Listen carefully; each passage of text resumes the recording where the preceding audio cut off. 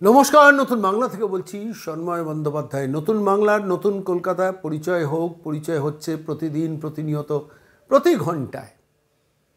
ভরসা এখন কলকাতা পুলিশে নয়, ভরসা এখন পিস্তল কখন লক হবে এবং সেই লক হয়ে যাওয়ার জন্য আমার জীবনটা বাঁচবে।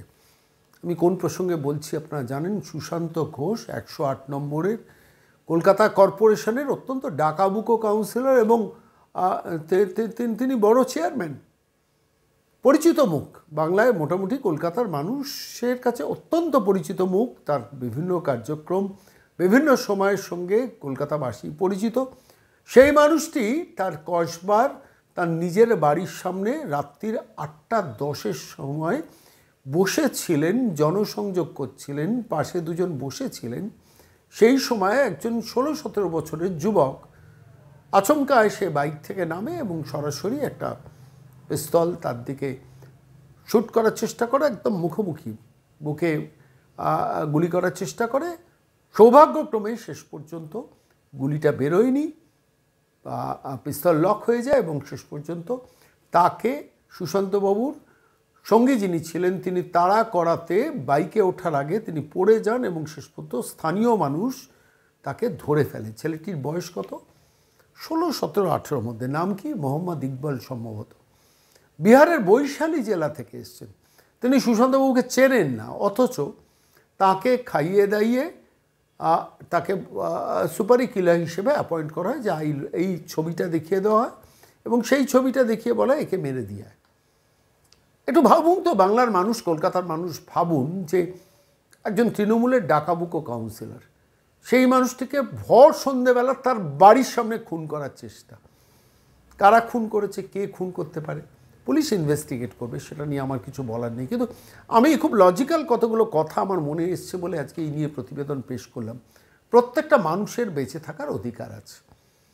তাকে খুন করার চেষ্টা কেউ বা কারা করেছিল?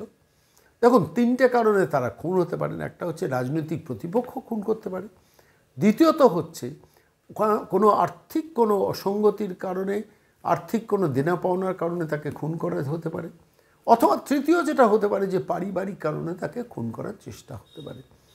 কোনোটাই কাম্য নয়, কিন্তু যেটাই হয়ে থাকুক না কেন কোনো একটা কারণ তো ছিল। যারা সুপারি কিলার হিসেবে এই যুবকটিকে, নাবালকটিকে অ্যাপয়েন্টমেন্ট দিয়েছিলেন, তার পেছনে তো নিশ্চিত কোনো একটা কারণ ছিল। অর্থনৈতিক কারণ থাকতে পারে, রাজনৈতিক কারণ থাকতে পারে, তার দলের আভ্যন্তরীণ গোলযোগ থাকতে পারে। আমি হিসেব করে দেখছিলাম, অ্যাক্রোপলিস মলের কাছে 108 নম্বর ওয়ার্ড কসবার, যে অঞ্চলটিতে সুশান্তবাবু দীর্ঘদিনের কাউন্সিলর, সেই মানুষটির ওই অঞ্চলে প্রতিপক্ষ রাজনৈতিক দলের সাংগঠনিক শক্তি খুবই দুর্বল। ফলে কথায় কথায় যে বিরোধী পক্ষ মারতে আসছে, বিজেপি মারতে আসছে, সিপিএম মারতে আসছে, কংগ্রেস মারতে আসছে, এটা বলার সম্ভাবনা খুব কম, স্কোপ খুব কম। তাহলে কারা মারল? দলের মধ্যেই কেউ, অর্থনৈতিকভাবে বিবাদ, বিসংবাদ, সেই কারণে তাকে মারার চেষ্টা হলো। যদি সেটাও হয়ে থাকে, আমি বলছি কলকাতার গোয়েন্দা বিভাগ কী করছিল, কলকাতা পুলিশের গোয়েন্দা বিভাগ কী কাজ করছিল? কলকাতা পুলিশের গোয়েন্দা বিভাগের কোনো অ্যাসেসমেন্ট নেই যে সুশান্তবাবুকে আগাম জানিয়ে দেওয়া যে আপনি এভাবে ফ্রিলি রাস্তার ওপর বসে থাকবেন না, প্রকাশ্য রাস্তায় বসে থাকবেন না, সন্ধ্যে 8টা হলেও বসে থাকবেন না, নিজের বাড়ির সামনে হলেও বসে থাকবেন না। কলকাতা পুলিশের গোয়েন্দা বিভাগ কী করছিল? দেখলাম এই ঘটনা ঘটে যাওয়ার পর, সংবাদ মাধ্যমে সম্প্রচারিত হওয়ার পর, তার বাড়িতে মন্ত্রীরা যাচ্ছেন। ইন্দ্রনীল সেন গেছেন শুনলাম, জাভেদ খান তিনি গেছেন শুনলাম, মালা রায় সাংসদ তিনি গেছেন, অনেক নেতা মন্ত্রী তার বাড়িতে যাবেন। কিন্তু মানুষটা যদি কিছু হয়ে যেত, আমি এই জায়গা থেকে আসবো। দেখুন, যে রাজনৈতিক দল তিনি বিলং করুন, দেখার দরকার নেই। প্রত্যেকটা মানুষের স্বাধীনভাবে বেঁচে থাকার অধিকার আছে। তার সঙ্গে অর্থনৈতিক সংঘাত যদি কারুর থাকে, কোনো বিষয়ে তার দলীয় আভ্যন্তরীণ কোনো সংঘাত যদি কোনো থাকে, তাকে হত্যা করার কোনো পৃথিবী থেকে সরিয়ে দেওয়ার কোনো অধিকার কোনো মানুষের থাকা উচিত না। তাহলে কে তাকে এই খুনটা করার চেষ্টা করেছে? আপনারা জানেন, কয়েকদিন আগে জগদ্দলে তৃণমূল কংগ্রেসেরই প্রাক্তন একটি যুব সভাপতি বা কোনো একজন সভাপতি, তাকে একদম চায়ের দোকানে বসে মেরে দেওয়া হলো এবং সেই অপরাধীকে চিহ্নিত করার জন্য শেষ পর্যন্ত ব্যারাকপুরের পুলিশ কমিশনারকে নামতে হলো। এই প্রতিবেদন যখনও পেশ করছি তখনও পর্যন্ত জানি না মনোজ ভার্মা গেছেন কিনা, কিন্তু প্রশ্নটা হচ্ছে কলকাতা পুলিশের তো দায় থাকে আজকে ধরুন সুশান্ত বাবুর ওপর এই ঘটনাটা ঘটলো, যে কোনো রাজনৈতিক নেতার ওপর ঘটতে পারে, বিরোধী রাজনৈতিক নেতাদের ওপর ঘটতে পারে, শাসক দলের রাজনৈতিক নেতাদের ওপর ঘটতে পারে। তাহলে ল অ্যান্ড অর্ডারটা কোথায়? শান্তি শৃঙ্খলা ল অ্যান্ড অর্ডারটা কোথায়? ল অ্যান্ড অর্ডারটা কি এই যে পাড়ার লোক দৌড়ে গিয়ে ছেলেটিকে ধরবে, ধরে পুলিশের হাতে তুলে দেবে, পুলিশ এবার বাকি অপরাধীদের খুঁজে বার করবে? আমি বলছি এই জায়গাটা একটু ভালো করে ভাবার চেষ্টা করুন।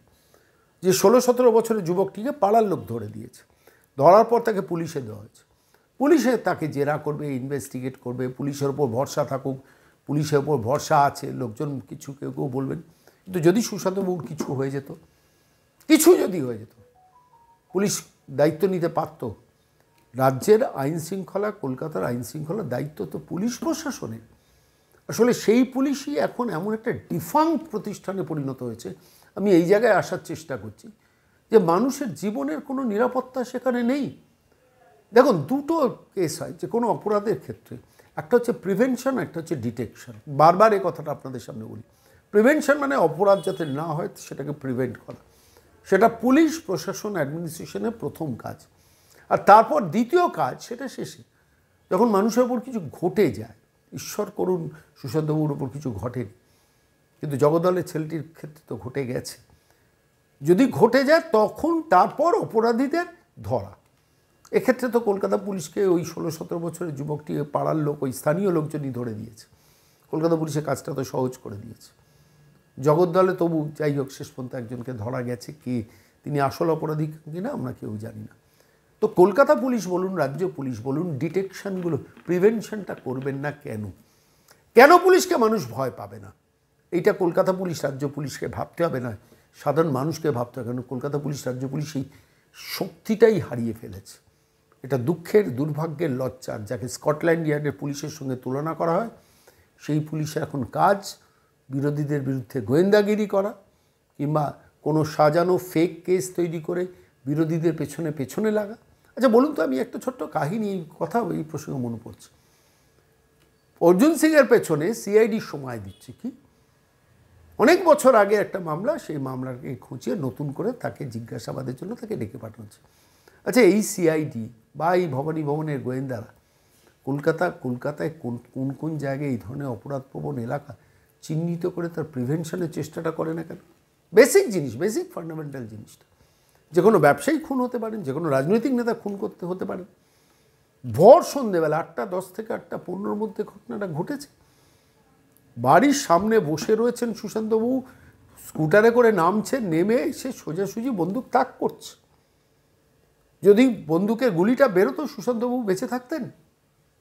ঈশ্বর তাকে রক্ষা করেছেন। আমি বলছি, আমি তৃণমূলের নেতারাও সমর্থকরাও একটু ভেবে দেখুন যে কোন কলকাতা, কোন রাজ্য ব্যবস্থা, কোন পুলিশ প্রশাসন মমতা অভিষেক প্রাইভেট লিমিটেড তোলাবাজদের কোম্পানি বাংলাকে দিয়েছে।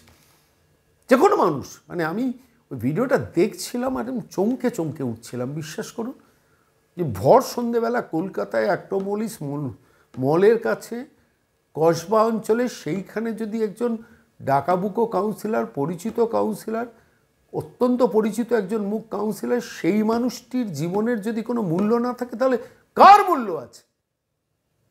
শুধুমাত্র সর্বোচ্চ স্তরের নেতা 300 পুলিশ গার্ড নিয়ে তারা ঘুরবেন, আর নিচের লেভেলেও তৃণমূল নেতাদের তাহলে বাড়ির সামনে বসে জনসংযোগ তিনি করতে পারবেন? এটা ভাবুন। আমি বলছি তৃণমূলের নেতারা ভাবুন।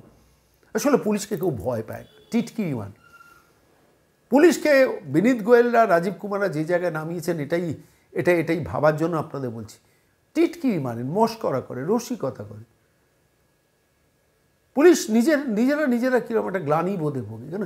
তাদের কাজ তো ওই খিচুড়ি পরিবেশন করা, তাদের কাজ তো ফাইলের তলায় লুকোনো, তাদের কাজ তো এখন টেবিলের তলায় লুকোনো। সেই পুলিশকে কেন ওই 16-17 বছরের বৈশালীর ওই নাবালক ছেলেটি সে পাত্তা দেবে বলুন তো? পাত্তা দিচ্ছেও না। মানে যারা সুপারি কিলার হিসেবে অ্যাপয়েন্ট করেছে, এই ছেলেটিকে পাঠিয়েছে সুশান্তবাবুকে মারার জন্য, তারাই পাত্তা দেয় না। কি আছে, ধর পয়সা দিলাম, মদ খাওয়ালাম, যা গিয়ে মেরে দিয়ে 50 টাকা 500 টাকা দিয়ে দেবো। আমি বলছি, আপনি কলকাতার মানুষ, বাংলার মানুষ ভাবুন, মমতা অভিষেক প্রাইভেট লিমিটেড কোম্পানি কীভাবে বাংলার ক্ষতি করছে, নিজের দলের ক্ষতি করছেন। আমি বলছি গণতন্ত্রবিহীন একটা তো পরিবেশ করেছেন, নির্বাচন হতে দেন না, নির্বাচনে একতরফা লুঠের নির্বাচন করেন। সেখানে অপোজিশনে কোনো স্পেস নেই, প্রতিবাদের কোনো জায়গা নেই। প্রতিবাদ হলে ফলস কেস, ফেক কেস দিয়ে দেবে। এখন যেটা হয়েছে, একদলীয় শাসন ব্যবস্থা বাংলায় চলছে। সেই একদলীয় শাসন ব্যবস্থার আলটিমেট আউটপুট হচ্ছে এইটা, যেখানে তৃণমূলকে মারে। এখানে কে মেরেছে, কারা মারতে গিয়েছিল আমি জানি না, কিন্তু নিশ্চিতভাবে ক্ষমতাসীন দল প্রচণ্ডভাবে শক্তিশালী ওই অঞ্চলে। সেখানে অপোজিশনের মধ্যে শত্রু খোঁজাটা বোধহয় ঠিক নয়, আমার যেটা মনে হয়েছে। এমন কিছু রাজনৈতিক দ্বন্দ্ব, কি এমন কিছু অর্থনৈতিক কারণ ছিল যে কারণে সুশান্তবাবুকে পৃথিবী থেকে সরিয়ে দেওয়ার টার্গেট হয়েছিল, এবং নির্বিঘ্নে ছেলেটি চলে গেল। কারো কোনো ভয় নেই, সিসিটিভি আছে, সিসিটিভিতে ধরা পড়ল। কিন্তু প্রশ্নটা হচ্ছে, এটা পুলিশের কাছে আগাম খবর থাকে না কেন, গোয়েন্দাদের কাছে আগাম খবর থাকে না কেন যে এই কাউন্সিলর কিন্তু টার্গেট হতে পারে। আজকে সুশান্তবাবুর যদি কিছু হয়ে যেত, মনোজ ভার্মা আপনি জবাব দিতে পারতেন? গোয়েন্দা বিভাগে যারা কাজ করেন, রাজ্য সরকারের কর্মচারী হিসেবে যারা মাইনে পান, উর্দি পড়েন, অশোক স্তম্ভ মার্কা আইপিএসটা যারা গোয়েন্দা দপ্তরে কাজ করেন, তারা কলকাতার মানুষকে জবাব দিন। কলকাতার মানুষ বহু মানুষ এখনও তৃণমূলকে সমর্থন করেন। আমি তাঁদের বলছি যে পুলিশি ব্যবস্থাটা Mamata Bandyopadhyay, Abhishek Bandyopadhyay private limited company তছনছ করে দিয়েছেন, যেখানে নিজের দলেরও একজন বড় চেয়ারম্যানের জীবন বিপন্ন হয়ে যায় রাত্রি 8:10 এবং এখন অপরাধী ধরার জন্য আমরা ধরে দিলাম, তারপর মনোজ ভার্মা একটা প্রেস স্টেটমেন্ট করবেন, গোয়েন্দা প্রধান প্রেস স্টেটমেন্ট করবেন, এই তো আমরা একজনকে ধরে ফেললাম, এই বৈশালী থেকে ওখান থেকে সুপারি কিলার দেওয়া হয়েছিল, তাকে ধরলাম, তাকে নিয়ে প্রেস কনফারেন্স করবেন, কিন্তু প্রশ্নটা জবাব অধরাই থেকে যাবে। এই গোয়েন্দা প্রধানরা কি করছেন, তথ্যগুলো কেন রাজ্য সরকারের কাছে থাকে না, পুলিশকে কেন মানুষ ভয় পায় না, বারবার এই প্রশ্নটা এবার মমতা অভিষেক প্রাইভেট লিমিটেড কোম্পানিকে করা দরকার। তৃণমূলের কর্মীরা করুন, আমি বলছি সুশান্তবাবুরা করুন, আপনারা করুন, আপনারা দলের মধ্যে আছেন, আপনাকে মারার অধিকার কেউ দেয়নি, কিন্তু সেই অধিকার কেড়ে নিয়েছে এক শ্রেণীর সমাজবিরোধী, এবং সেই সমাজবিরোধীরা এই রাজ্যের পুলিশকে ভয় পায় না। তার কারণ নবান্ন শিখিয়েছে এই পুলিশকে বিনীত গোয়েল হতে, নবান্ন শিখিয়েছে এই পুলিশকে সুপ্রতিম সরকার হতে, নবান্ন শিখিয়েছে এই পুলিশকে রাজীব কুমার হতে, নবান্ন শিখিয়েছে এই পুলিশকে ওই শান্তনু সিনহা বিশ্বাস হতে। ফলত সঞ্জয় রায়রা বেরিয়ে আসে এইভাবেই, আর এইভাবেই সুশান্তবাবুদের জীবন বিপন্ন হয়।